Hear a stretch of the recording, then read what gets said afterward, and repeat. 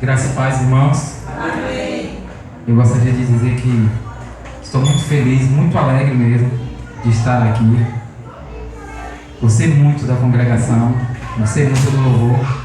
Também gosto do louvor, já trabalhei com um grupo de louvor. Eu tento tocar um pouquinho. Então, assim, para mim, eu estou em casa, estou me sentindo em casa. Gostei bastante mesmo. E nós vamos estar abrindo as nossas Bíblias, Lucas, capítulo 15, a partir do 11. Esse é um texto que possivelmente você já deve ter lido umas 200 vezes, já deve ter ouvido umas 300 pregações sobre esse texto, já deve ter ouvido umas 100 músicas ou mais retratando o que aconteceu nesse texto, nessa narrativa, que se encontra apenas no livro de Lucas e que faz parte de uma trilogia de parábolas sobre a redenção. Parábola da dracma perdida, da ovelha perdida e do filho pródigo, que é o que nós estaremos falando nessa noite. Então é um texto bem conhecido, existe até música secular falando desse texto. Sérgio Reis, parece, fez uma música falando desse texto. Então é bem conhecido mesmo, mas a palavra de Deus ela se renova a cada dia. Por mais que a gente já tenha escutado, já tenha lido várias vezes, ela se renova a cada dia, ela sempre nos traz algo novo, ela sempre nos traz ensinamentos novos e que a gente precisa aprender cada dia mais e que nos enche, nos preenche, e é o que nós precisamos, de estar cheios do conhecimento da palavra de Deus, para não sermos levados por qualquer vento de doutrinas, mas conhecendo mesmo a palavra do Senhor. Vamos ler a partir do versículo 11. Diz assim: Continuou: certo homem tinha 2 filhos. O mais moço deles disse ao pai: Pai, dá-me a parte dos meus bens que me cabe. E ele lhe repartiu os haveres. Passado não muitos dias, o filho mais moço, ajuntando tudo o que era seu, partiu para uma terra distante, e lá dissipou todos os seus bens, vivendo dissolutamente. Depois de ter consumido tudo, sobreveio àquele país uma grande fome, e ele começou a passar necessidade. Então ele foi e se agregou a um dos cidadãos daquela terra, e este o mandou para os seus campos a guardar porcos. Lá desejava ele fartar-se das alfarrobas que os porcos comiam, mas ninguém lhe dava nada. Então, caído em si, disse: Quantos trabalhadores do meu pai têm pão com fartura, e eu aqui morro de fome? Levantar-me-ei e irei ter com meu pai, e lhe direi: Pai, pequei contra o céu e diante de ti. Já não sou digno de ser chamado teu filho. Trata-me como um dos teus trabalhadores. E levantando-se foi para o seu pai. Vinha ele ainda longe, quando seu pai o avistou. E compadecido dele, correndo, o abraçou e o beijou. E o filho lhe disse: Pai, pequei contra o céu e diante de ti. Já não sou digno de ser chamado teu filho. O pai, porém, disse aos seus servos: Trazei depressa a melhor roupa, vestiu-o, ponde-lhe um anel no dedo e sandália nos pés. Trazei também e matai o novilho cevado. Comamos e regozijemo-nos, porque este meu filho estava morto e reviveu, estava perdido e foi achado. E começaram a regozijar-se. Ora, o filho mais velho estivera no campo, e quando voltava, ao aproximar-se da casa, ouviu a música e as danças. Chamou um dos seus criados e perguntou-lhe o que era aquilo. E ele informou: Veio teu irmão e teu pai mandou matar o novilho cevado, porque o recuperou com saúde. E ele se indignou e não queria entrar. Saindo, porém, o pai procurava conciliá-lo. Mas ele respondeu ao seu pai: Há tantos anos que eu te sirvo, sem jamais transgredir uma ordem tua, e nunca me deste um cabrito sequer para alegrar-me com os meus amigos.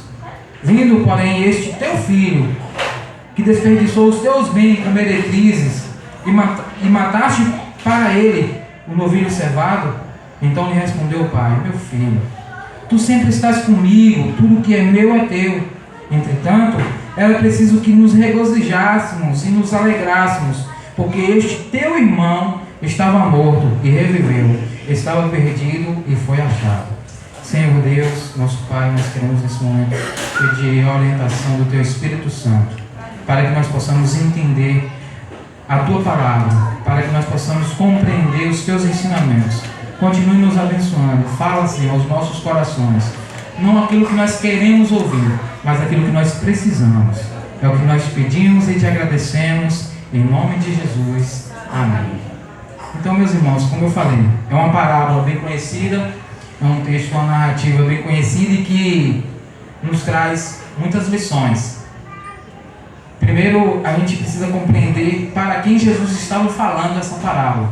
Jesus estava falando para os fariseus. E alguns estudiosos, alguns teólogos dizem que esses dois filhos representavam dois povos. O filho mais moço representava os gentios e o filho mais velho representava os fariseus, aquelas pessoas que estavam presas à lei, que achavam que por guardar a lei, por conhecer a lei, eles estavam salvos, já estavam garantidos a sua salvação. E já os gentios eram aquele povo que se perdeu, aquele povo que se distanciou da tradição, que se distanciou de Deus. E esses dois filhos, a parábola nos conta algo diferente na vida dos dois. Primeiro, o filho mais moço, ele praticamente que deseja a morte do pai. Porque quando nós sabemos que quem recebe a herança só é dada quando o pai morre. E quando ele chega para o pai e pede a herança, é como se ele estivesse falando: eu não importo com você, eu não estou nem aí para você. Na verdade, eu queria que você estivesse morto, mas como você não está, me dê a parte dos meus bens que me cabe, porque para mim o que interessa é isso. Eu não me importo com você, eu me importo com o que você pode me dar. E às vezes é a atitude de muitos que se dizem filhos de Deus, que não se importam realmente com Deus, se importam apenas com o que Deus pode dar, se importam apenas com as bênçãos que Deus pode oferecer, mas não se importam realmente com um relacionamento verdadeiro com Deus. Não se importam com um relacionamento verdadeiro com o Pai, mas se importam apenas com as bênçãos que o Pai pode oferecer. E era a realidade desse filho. E ele pega tudo aquilo e ele parte para uma terra distante. Só que ele confiava demais nos seus bens, confiava demais no seu dinheiro, e ele esqueceu que um dia o dinheiro acaba.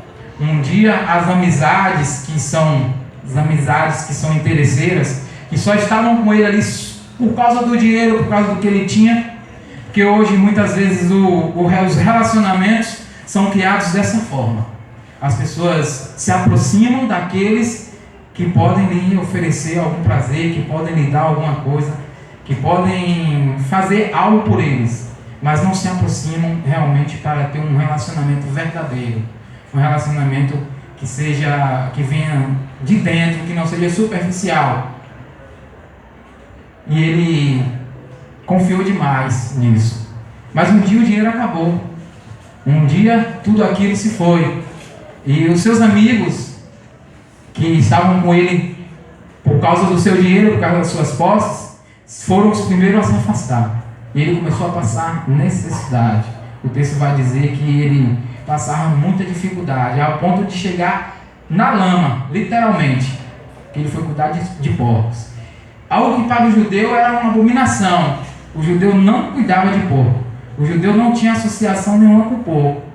Então ele vai cuidar de porcos. Ele chega à lama. Então, distante do Pai, distante de Deus, o homem ele chega literalmente na lama. Ele chega aos lugares piores. As amizades são por interesses, o dinheiro acaba, aquilo que ele põe a sua confiança um dia acaba e ele acaba se perdendo, acaba ficando na lama, literalmente. Só que ele cai em si. Ele cai em si. Quando o homem cai em si, ele percebe que as amizades não vão levar ele a lugar algum.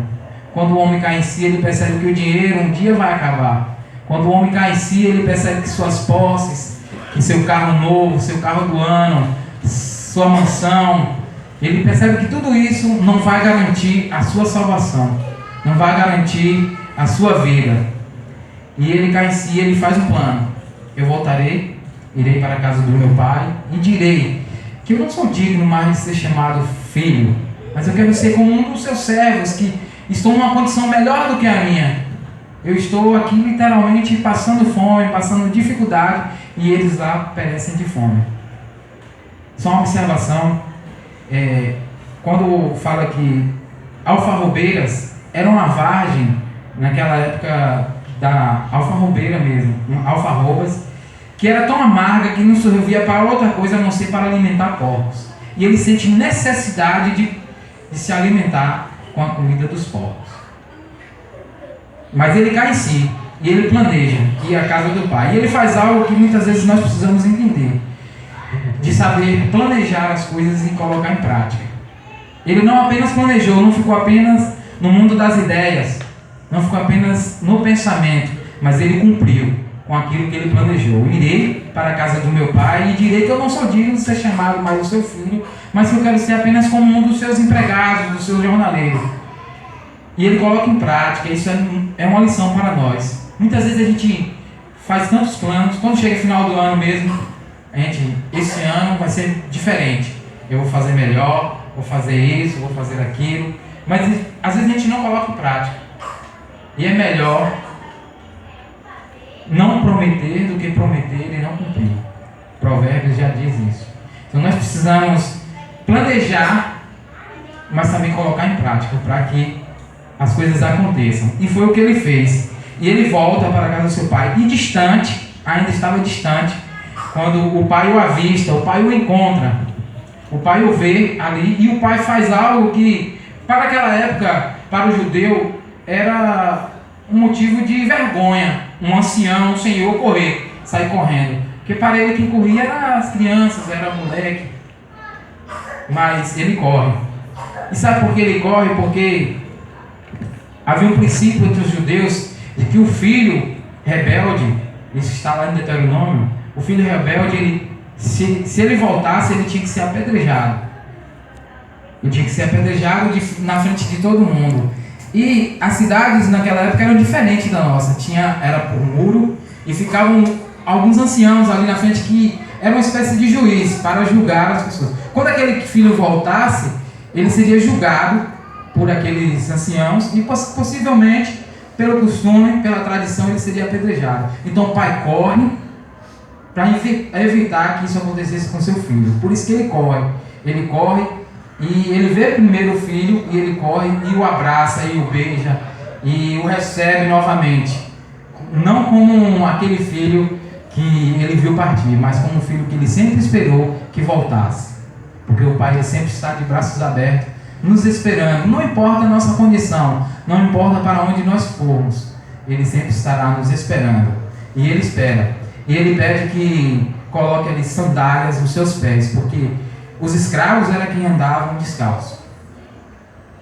E ele dá a sandália nova, ele dá novamente a condição de filho para aquele jovem que saiu, aquele que era pródigo, que a palavra pródigo quer dizer esbanjador, aquele que esbanjou toda a riqueza, aquele que deixou se esvair tudo aquilo que o pai deu. E ele corre para dar novamente a condição de filho, põe sandália nos seus pés, dá uma nova roupa para aquele filho e põe um anel no dedo como autoridade, devolvendo novamente a condição de filho, de autoridade, tirando a aparência de escravo que ele estava e que ele queria que fosse. Ele fala: eu quero ser apenas um escravo, não sou digno mais de ser chamado teu filho. Mas o pai, o filho, ele nunca esquece. Por mais que o filho se distancie, o irmão que louvou aqui, que se reconciliou, ele falou isso. Por mais que a gente se distancie, mas Deus está sempre de braços abertos para estar nos recebendo novamente. E ele faz isso. E quando o filho fala isso, há um teólogo já falecido, Rubem Alves, ele faz uma conjectura desse texto e ele fala que é como se o pai chegasse para ele e falasse assim: meu filho, eu não somo débitos. O que você fez no passado, para mim não importa mais. Que aquele que está em Cristo, a nova criatura, as coisas velhas já passaram, tudo se fez novo. Então ele mostra para o filho isso. Mas existe uma outra história, existe um outro filho que também é o pródigo que ficou em casa. Há uma música que diz perdido na casa do Pai. Ele estava perdido na casa do Pai, que é o que representa os fariseus, representa os doutores da lei, que achavam que fazendo tudo que eles faziam tinha direito. E aí Rubem Alves mais uma vez faz a conjectura e ele fala, é como se ele estivesse falando: meu filho, não são créditos. O que você faz para mim, você tem que fazer por me amar, não para querer reivindicar nada em troca, como barganha. E é o que muitas vezes a gente vê muitas pessoas fazendo por aí, a barganha. Eu dou o dízimo, eu dou minha oferta, eu dou minha adoração, eu vou para a igreja, eu faço e aconteço, mas eu quero que o Senhor me abençoe em troca.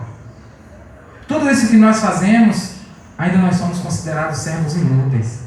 Nós poderemos fazer muito mais, nós temos que fazer muito mais, porque o Senhor merece muito mais. O que Ele fez por nós é muito, muito superior àquilo que nós possamos fazer para Ele. E essa parábola nos ensina muita coisa. Eu estava pensando em alguma analogia para falar, para associar essa parábola, e eu encontrei um texto, uma parábola também, que fala da nota de 100 reais. A nota de 100 reais, ela saindo do Banco Central, novinha, bonitinha, ela vale 100 reais. Mas se eu amassar ela continua valendo 100 reais. Se eu jogar ela no chão, se eu pisar nela, ela continua valendo 100 reais. Se eu cuspir nela, se eu jogar ela na lama, ela continua valendo 100 reais. Assim é o homem para com Deus. Assim era aquele filho pródigo. Ele estava literalmente na lama, mas para o Pai, ele continuava valendo o mesmo. Continuava sendo a mesma pessoa. Assim somos nós, seres humanos. Não importa a condição que nós estejamos. Há uma música que diz: não importa quem você é, não importa o que você fez, Jesus conhece o teu interior. Então nós precisamos entender isso, que todos nós somos pecadores, todos nós pecamos, todos nós estivemos distante do Pai, mas Ele morreu numa cruz para que nós tivéssemos acesso a Ele. Ele está sempre de braços abertos a nos receber. Nós precisamos compreender isso e saber que não importa a nossa condição, não importa o que nós fizermos, se nós nos arrependermos, se nós voltarmos ao Pai, Ele estará sempre de braços abertos a nos receber.